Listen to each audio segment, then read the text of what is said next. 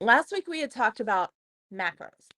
This week we are talking about some of the micros that I mentioned, but specifically 10 foods. So last week I had mentioned that I'm going to give you 10 foods that you can eat every single day that will give you all of the micros, help you with your macros so that you can maintain and boost your immune gut connection. That's what we're going to talk about today. Because when you look at macros and you look at micros, we're so focused on this and this. We're categorizing, right? When in reality, we need to look at things as a much bigger picture. We need the macros to have guidelines, to have some sort of categorization in what we're actually eating.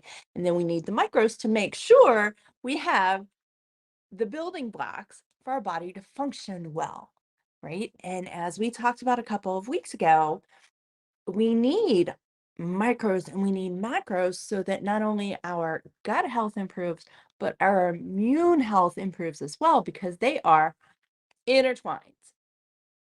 Your immune system cannot conquer cold and flu season without the gut also being healthy. If you're venturing into this season and you're watching this or the 100-day gut health reels and shorts that I'm putting out right now, um, please know that you don't have to do all of that. There are things that are very specific to each individual person. And part of what I put these videos out for is so that you watching can take the little nuggets that talk to you, the ones that go, oh, yeah, so I had this. Like I always mention fermented foods, kind of a given, right? One of the really more common recommendations you hear for gut health and overall well-being, probiotics, all that good stuff, right? So let's say you catch on to that and you realize that every time you eat pickles or you have a little kombucha or a little sauerkraut or some coleslaw, something along those lines, something that's fermented, something with a little bit of zest to it, that vinegary kind of flavor, that for the next 24 hours, you're fairly regular or things are healthy. And touching on that, I have a trigger warning for you guys coming up in a couple of weeks. We are actually going to talk about what to look for, what is healthy, what is not healthy. I've talked about this before. We're going to revisit it because we are going in to full-fledged cold and flu season. We're going into the holidays. We are going to be around a bunch of people that we aren't normally around. So these are aspects and categories and information that we really need to pay attention to right now. Not obsessively, but enough that we're helping to boost our health and our immune system, right? All right, so let's kind of backtrack a little bit. So last week, what we had talked about was, macros and a healthy immune system and how they connect and how you actually do need your fats as well as your carbohydrates. We talked about the fact that carbohydrates are not just grains. You cannot tell me or anybody else that you are going to ditch carbohydrates or go low carb and still eat fruits and vegetables. That's not technically low carb. What you're talking about is getting rid of grains or removing grains for a short period of time. That's perfectly normal. It's perfectly healthy. Ditching all carbohydrates, all micronutrients is effectively what you're doing. Um, Not so much. So we talked about these things and how crucial they are. And then we had discussed some micronutrients, right? Specific micronutrients that really help not just gut, but immune system, and really help the way that they function connected or function together, right? They're lead in from one to the other and how what you do within your gut health, those probiotics actually do fuel and send signals to your immune system. And these micronutrients, if you have not watched that, again, it'll be listed in the description. But if you have not watched it, here they are again. Vitamin D, echinacea, which is an herb, not a food. I understand this. Zinc, medicinal mushrooms, and selenium. Those are the ones we talked about last week. I'm going to add to it B vitamins, magnesium, potassium, and vitamin C. I wanted to, before I get off on a tangent, I wanted to talk with you guys specifically about vitamin D and zinc. So we're going to get into those two really quickly. But I'm adding B vitamins, I'm adding magnesium, potassium, vitamin C, because those are actually pretty crucial to immune health. Vitamin C, it boosts the body's ability to fight off invaders, right? Fight off harm. That's what it does.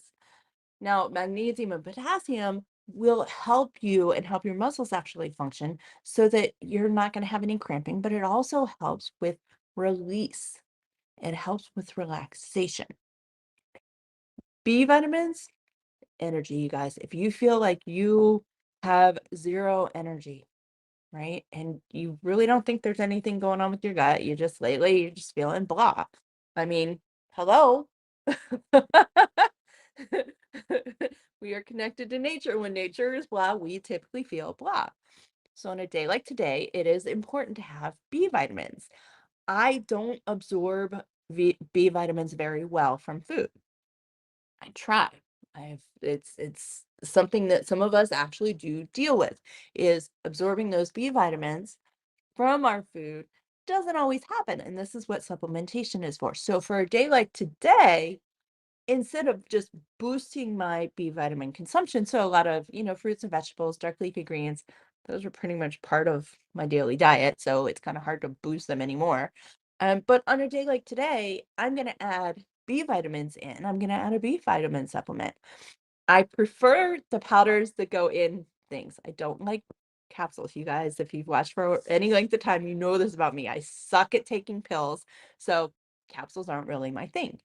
Um, so I'm adding these because a lot of the foods that we are going to talk about today really do contain not just your vitamin D, not just your zinc, not just the selenium, and not just the other components that medicinal mushrooms contain. And medicinal mushrooms have your B vitamins. They've got magnesium in them. They've got some level. Do they have vitamin? I don't think they have vitamin C, but they have a lot of really good, healthy benefits. A lot of the superfoods that we're going to talk about have your vitamin C. They have a boatload of B vitamins, which, if you're up north and you're dealing with us on a daily basis, those of you in Maryland, DC, you know what I'm talking about. This right here is why I'm not back home. It is very hard to leave the South where we get so much sun and go back to where this is normal. This is more common than the sun. I don't do well with that either. I like sun. So that's going to lead us into vitamin D. And for those of you up north, you see this more frequently than the sun. This is specifically talking to you. All right, whether you're in the States or you're elsewhere. And I know the other side of the world, you guys are venturing into summer. So this may not be the case for you right this minute, but in 6 months, this will be applicable. Come back to me. All right. If you need a reminder, come back to me. Okay, so let's talk, because we're venturing into sunlight. Let's talk vitamin D. Did you know that you need sunlight to convert vitamin D? There are studies out there that claim 90% of our vitamin D comes from sunlight, 10% comes from our food. Can you get all of your vitamin D from food? Probably, but you need help converting it, and nature helps us convert it. You do not need direct sunlight, but you do need some sunlight. 10 to 15 minutes a day, unprotected. And yes, I know I'm about to get a ton of hate mail for this, but seriously, you guys, if you cover yourself up consistently, right, and there isn't an ounce available for the sunlight to touch, that can actually be more problematic than helpful. And there are some very sensitive people out here. You can still receive the benefits of the sun shaded. So, the big hats. You're still shaded, you're still protected in that way. You're just not covered 100%. You need it. Our bodies don't do well without it.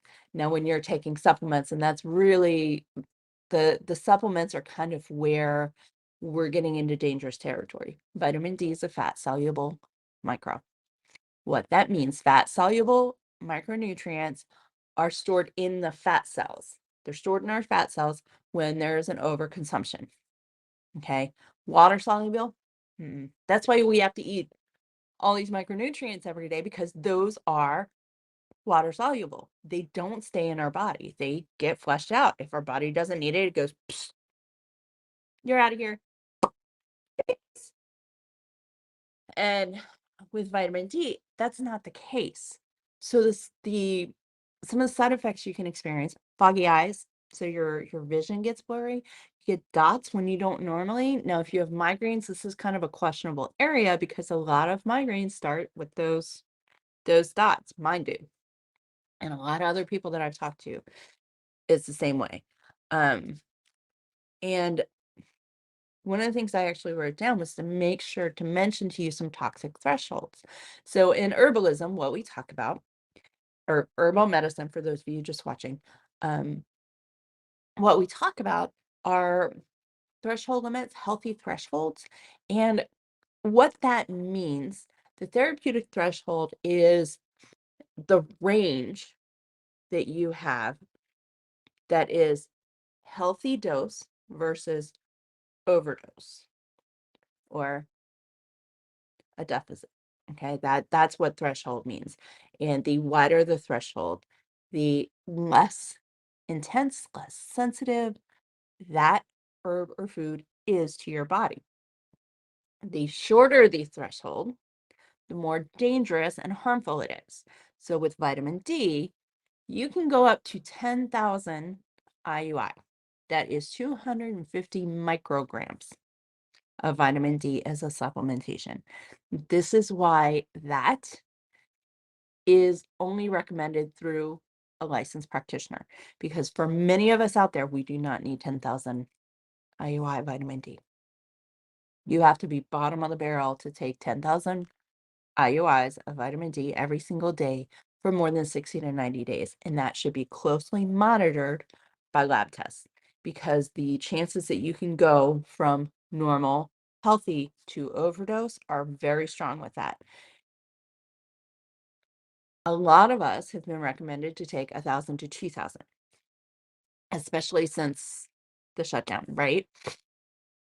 And we're going to talk about some differences. So now, outside of cold and flu season, sunny summer, recommended doses under 70 years old is 600 IUIs. If you're over, or not 60 years old, 70 years old, sorry. If you're over 70, the recommendation is 800 IUI, a little bit more. And the reason why is because as our body ages, it struggles to convert things, right? So you give it a little bit more, you give it a little bit of a boost. It helps functionality within your body, metabolism, immunity, gut function, the little bacteria dudes, the good ones in your gut that want to, play around and hang around, that we want to hang around. Um, Guys, dogs playing under my feet. Ugh. All right, so that's your threshold. If you have been recommended to take 10,000 IUIs of vitamin D, make sure you're paying attention to your lab tests. All right.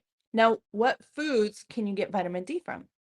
Well, I have a list of 13. There's a lot more, but I wrote a list of 13 and I hit 13 and I went, I'm getting a little too wrapped up in the vitamin D. So here's a few, because we're going to go through some zinc, and then we're going to go through the top 10 overall immune and gut health foods that you should eat. All right. If you're watching the replay, there will be chapters put in here as soon as YouTube allows processing. So it's 12 hours from now. So here's some of your foods: medicinal mushrooms, eggs, salmon, fatty fishes, and animal products, of course. But here's some surprising ones for you that I wanted to make sure to mention: papayas, peaches, mangoes, squashes, melons, sweet potatoes. Sweet potatoes are a superfood for a reason. And for those of you that don't know what a superfood is, a superfood is effectively a food that you could eat and get a large portion of your daily requirements within just that food. A sweet potato, broccoli, vitamin D's in broccoli. Peppers, some peppers, not all, like bell peppers. The problem with bell peppers is they're part of the nightshade family, and for some of us, that can cause some disruption within our gut. So just if you have a sensitivity to that, choose something else. Tropical fruits, always a good choice. Those tropical fruits, man, oh my gosh, they get so much of that healthy sunlight so close to the equator. And when you're eating them, you're whatever they've absorbed, you're consuming. Does that make sense? So there's a cycle, and I'm going to go off on a tangent for just a second. There's a cycle. We eat, we live, we breathe, we have our life, we die, we go back into the earth because, whether you're cremated or you're buried, you still effectively end up back in the earth at some point, right? Gases emit, whatever. Yes, sorry, trigger warning, a little late. But that comes back to nature, right? Nature does its thing, plants grow, what we poop becomes fertilizer. I mean, these are things that you see out, you walk past a mall or whatever, and it all smells like manure. It's because they've used cow manure and horse manure, at least around here, as fertilizer. So that's what you're smelling. But those are things that are going to fortify the grass and the ground and the dirt. And then it turns around and it grows plentiful fruits and vegetables. So these nutrients are just being recharged. We're using them and then we're expelling them. And then they're going to be growing back, right? Boosted, fortified, and now we get them again. Okay, makes sense? A little weird? I know, sorry. That's me. So now let's move on to zinc, because this is one that even last week I had said that the recommendation is 50 milligrams. Now, let me backtrack a minute because I think I confused a few people. Since these shut down with COVID as a situation right now, I mean, and it's an illness. It's like the flu. It's not going anywhere. And then now you're coming into flu and cold season or cold and flu season. When you want to boost your zinc, right? You want your body to really absorb that zinc to help boost your system. Zinc is one of the crucial micronutrients that helps with functionality, okay? It fuels healthy function. It helps the immune system, your metabolism, your taste, and your smell. It helps turn on and off switches. It helps fuel this function, okay? Without zinc, things aren't going to get turned on and off. That's why you see so many marketing ads, on your social media and on TV that are telling you, here's this thing for zinc or here's that thing for zinc. The nasal swabs, really effective. Spraying up in the nose, really effective. One caution, when you do that, because you're boosting your zinc consumption for that short bit of time, and you're going straight into your olfactory system, it can shut off your sense of smell and, in essence, your sense of taste. For me, it kind of makes some things taste a little metallic or chalky. So I have to be careful what I eat if I'm doing that. If you were obsessed with using, anything nasal, a nasal application for your regular day in, day out zinc, because you're going to screw with your sense of taste and smell. And these are actually crucial elements to keeping us healthy. So we had enough issues with seasonal allergies. Do not make your seasonal allergies worse. Do not make your sense of smell or taste worse on purpose. Not worth it. All right. So what is the actual recommended daily allowance? COVID aside, flu aside, colds and flu season aside, all of that, what's recommended daily allowance? It is actually only 11 grams for men and 8 grams for women. That's it. And under normal circumstances, we would be told that zinc, if you want to boost it, you go to 40 milligrams. not 50. Since the shutdown has been boosted to 50 for one of the three. Okay. So I would just say for us, we are boosting to 50 during this season. Kids are in school. Last year was brutal. That first year of colds, and oh my God, you guys, if I hear one more doctor say ear infection, I think I'm just gonna, my brain's gonna blow up. It was ridiculous. Those of you who are putting your little ones into any sort of daycare or school this year, it gets better. And I have a full curriculum that worked for us. It took a few months to figure it out. I'm happy to share it. DM me. I'll fill you in. So now back to zinc. The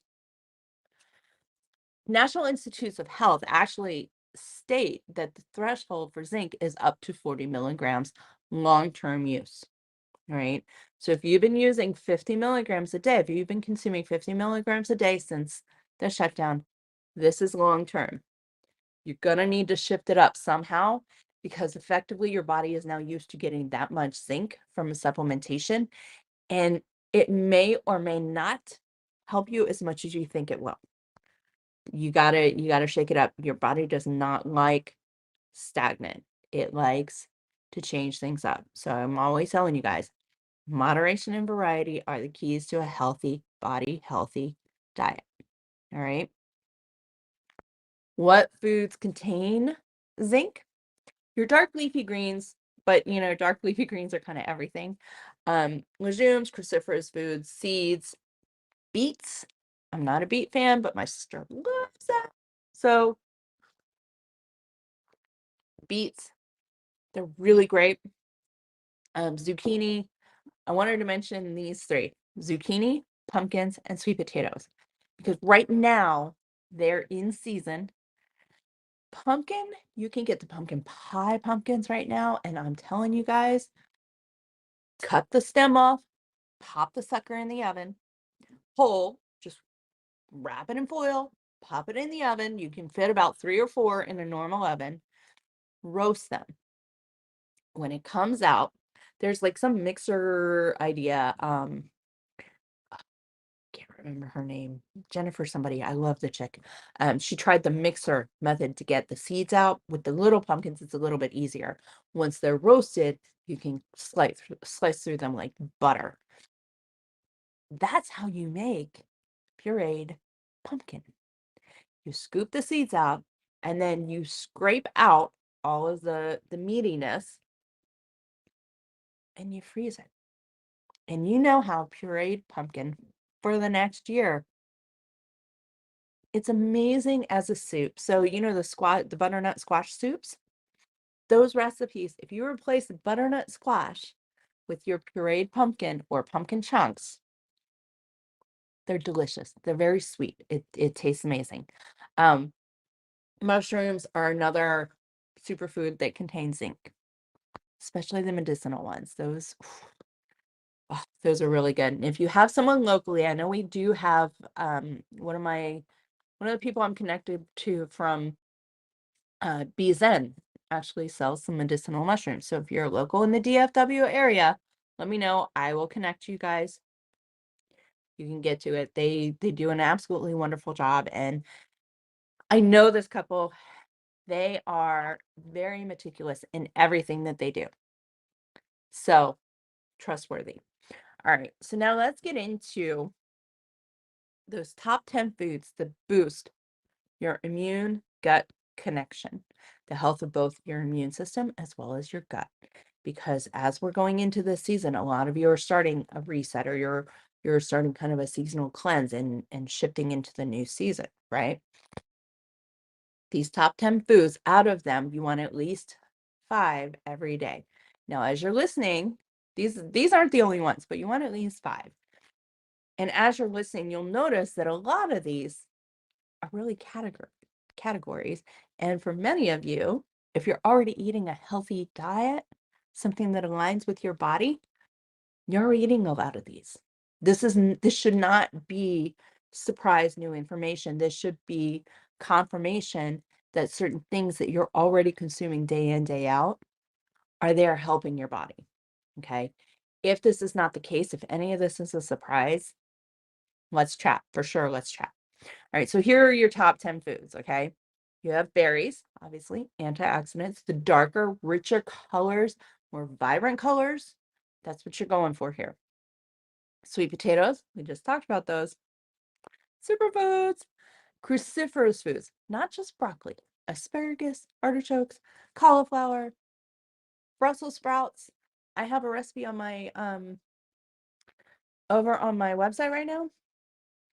Brussels sprouts and sweet potato tacos. You cook it. It's a sheet pan recipe. Legit, like easy. Put a sauce on it, pop it in the oven. Oh, so good. Chop your Brussels sprouts so it's like cabbage and you get street tacos. All right, so anyway, moving on. Berries, sweet potato, cruciferous foods, your fermented foods, kefir, kimchi, sauerkraut, coleslaw, once it's been sitting for a little bit, yes. Kombucha, pickles, pickled peppers, anything like that that has had time to ferment. Some of your hard cheeses will have some fermentation, so like your blue cheese. Those of you who can't eat dairy, doesn't necessarily count for us, but those count because it's a fermentation.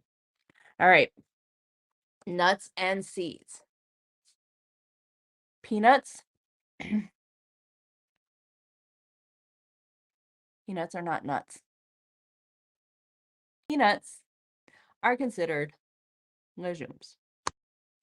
They're not considered nuts. So, while yes, they are healthy for you, they're not considered nuts or seeds. Seeds are going to give you a lot more protein, not as much fat. The fat content within nuts and seeds are that's what you need for your immune system. We had talked about this last week where our immune system just loves fats. Not saying go overboard. It loves healthy fats. Healthy fats really is one of the core components to help it function well. So healthy fats coming from nuts and from seeds, your gut's all in. All right, medicinal mushrooms.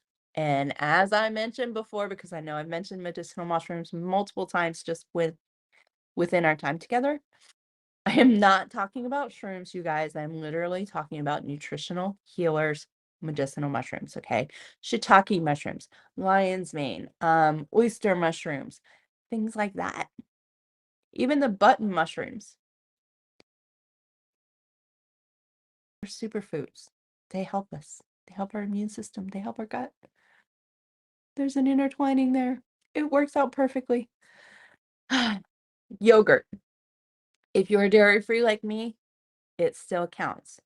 Coconut yogurt, I have found is my favorite, but really any of them, whatever you align with most, whatever you prefer, works. I prefer the coconut yogurt mostly because I know that a lot of probiotics can come from coconut as well. So there's not a lot that needs to be added in. Now, granted, it's dairy free, so there's probiotics that need to be added in and needs to be fortified in some way, shape, or form. Um, but for the most part, yogurt, it's just like kefir, yogurt and kefir. They're fermented, right? And whole grains. Now, I am specifically going to ask that you make sure your whole grains come from ancient grains if you're in the United States, and here's why. Our food system here has been so jacked up, and I have worked with people all over this world. I continue to work with people all over the world.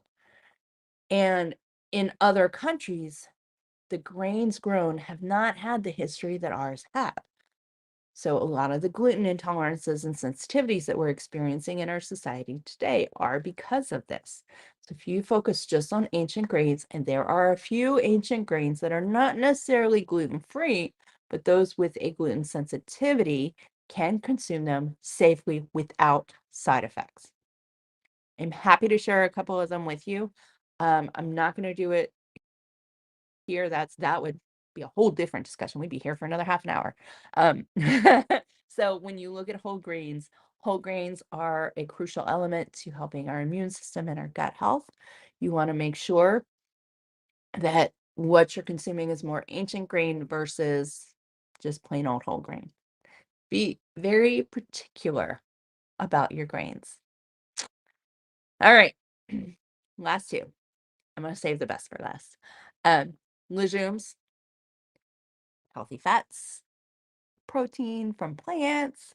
For those of you that actually struggle to consume them, cause you a significant amount of gas, cramping, any of that, the side effects that we associate with beans, the gassiness especially. If you take your beans and you soak them overnight, rinse them, and then cook them, you're good. If you have beans that came in a can, I do it. Pull them out, rinse them, put them into whatever you're cooking. What that does is that actually removes some of the resistant starch on them and inside of them, which helps you digest them. Another suggestion would be to have a digestive enzyme, and that's going to help your body not just absorb it, but metabolize it. A lot of the foods that contain resistant starches can be problematic for some of us. Legumes, one of those foods. If you like them, there's no reason you can't have them unless there is some sort of a side effect, some reaction that you have to them. Just preparation. That's going to be the key for you, is preparation. And finally, number 10, pineapples and papayas. Tropical foods. For the same reason I mentioned a little earlier, tropical foods are sun worshipers. They soak up the sun, they soak up all the goodness in the sun, all the goodness in the dirt, and then they get sent to us and we get to eat them. It's amazing. Papayas and pineapples, the reason those are specifically mentioned is those have the highest content of micronutrients for both immune health and gut health. Okay. So as such, papayas and pineapple. If you do not like papayas or pineapples, no worries. Go for some tropical foods. Okay. Tropical fruits are amazing. Jackfruit, tropical fruit, contains protein. A lot of protein, actually. It's pretty high in the content. Okay, so we've gone through our 10 foods. I'm going to summarize them real quick for you. Berries, sweet potatoes, cruciferous foods, fermented foods, nuts and seeds, mushrooms, yogurt, whole grains, think ancient, legumes, and papayas and pineapples. So there's your 10. We are going to continue this discussion by talking about the holidays. So join me next week. Same bat time, same bat channel. Do we go there yet? The boys have just gotten into Spider-Man and things like that. So it's Batman and Spider-Man all over my brain. But anyway, same bat time, same bat channel. Next week, we're going to talk about all this means with the holiday season coming up, including Halloween. Okay. What's going to happen between all these holidays and now you're starting to work on healing your gut? What happens? Or let's say you've already healed your gut and now you have this great plan and you're going healthy and everything's going well, but then the holidays hit and now we have all this new stuff that isn't necessarily new, but for your healthier self, it's kind of new. So we're going to talk about all of that next week. It is the last of our 4-part series. So if you have not watched the other couple of videos, they will be linked below in YouTube as well. Thank you guys for joining me. Cheers. I will chat with you next week. Bye, guys.